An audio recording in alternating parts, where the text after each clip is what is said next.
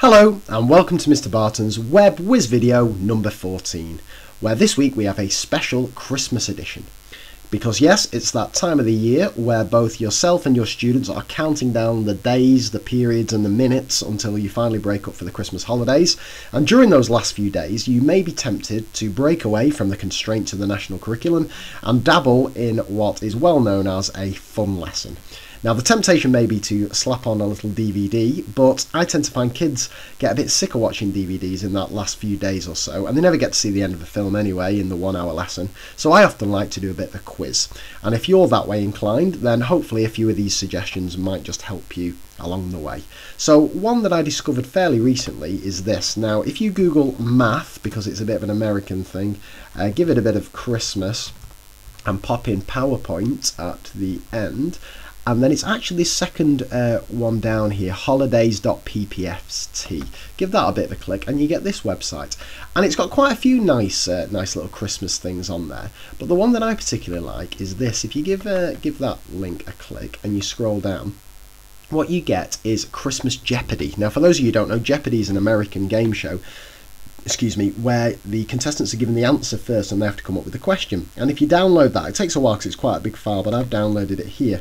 You get a Christmas Jeopardy. So if I click on a 200-point question, let's give that a click, and the answer is a button nose, and the kids have got to think, well, what on earth was the question there? And it was, what is Frosty the Snowman? So it's got some nice little Christmas themed questions there that may well just form a nice part of your Christmas quiz. Okay, so that's that one. Next one along is, if you are lucky enough to manage to book your students into a computer room, then look no further than 10 Ticks Christmas games, because these are very, very good. So if I just do 10 Ticks Christmas and give this a click, and it's completely free, there's a load of fun Christmas games there that perhaps the younger students may just like, and you can set up a little scoreboard and maybe give a few prizes out. Like I say, if you get into a computer room, so have a little mess around with that. I'm a big fan of Help Santa, but that's just my personal preference. Now, the next one is an absolute classic. If you've never been on this website, then you've never lived. Sporkle, if you're a fan of quizzes, forget maths, forget teaching, if you're a fan of quizzes full stop, this is the place to go. It gets updated with kind of 3 or 4 quizzes every single day, and they're all absolutely brilliant. But one that I've used quite successfully, if I do say so myself, in the past in lessons, is this one, and it's one of the all-time popular ones, and it's the commonest English words. And what I do with this, when I set this up, is I get the students into groups of 3 or 4, and I give them a big piece of paper, and I say, right, you've got 5 minutes to write down as many of the most common words used in the English language as you can. And I get them to come up with about kind of 10 or 20. And then I say, right, what I'm going to do is I'm going to start with group 1, and I want you to shout out a word. I'm going to type it in, and if it's in there, you've got a point. And then I'm going to say, group 2, now you give me a word. Group 3, you give me a word. And obviously you can't repeat the same word.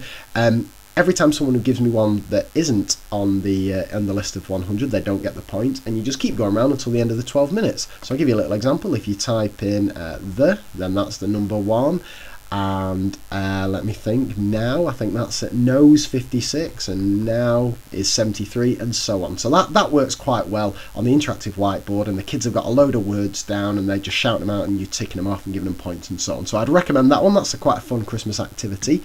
And finally, this one, I can't take full credit for. This was actually a teacher at my school today, Mrs. Jury, who gave me the idea for this. And I think this is a really, really clever idea.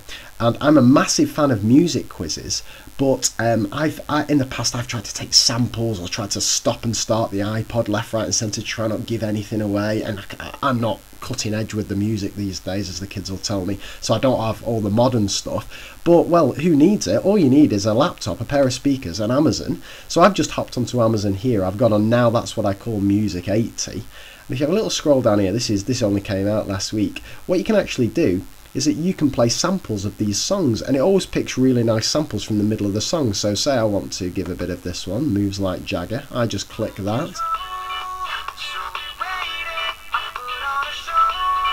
And there you go, 1 point for the title, 1 point for the artist, and if you do that for the top 10, then you've got a nice little music round quiz going there.